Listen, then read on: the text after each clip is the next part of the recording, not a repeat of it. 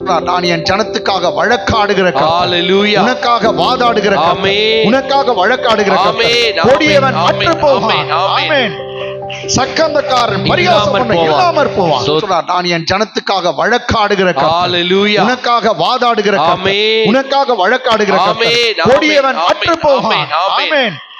சக்கந்தக்காரன் பரியாசம் பண்ண இல்லாமற் போவான். ஆபிரகாமை மீட்டுக் கொண்ட கர்த்தர், ஆபிரகாமை மீட்டுக் கொண்ட கர்த்தர், யாக்கோபின் வம்சத்தை குறித்து, யாக்கோபின் வம்சம் நீங்க தான். எஸ், ஆபிரகாமின் சந்ததி நீங்க தான். ஆமென், ஆமென். ஆபிரகாமை மீட்டுக் கொண்ட கர்த்தர் யாக்கோபின் வம்சத்தை குறித்து, இனி யாக்கோபு வெட்கப்படுவது இல்லை.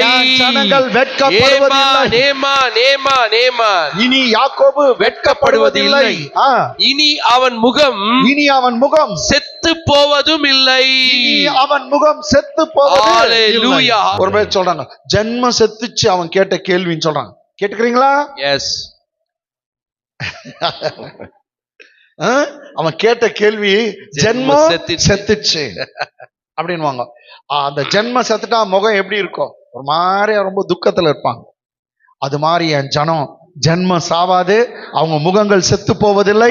என் ஜனம் ஒரு காலம் வெட்கம் அடையாது.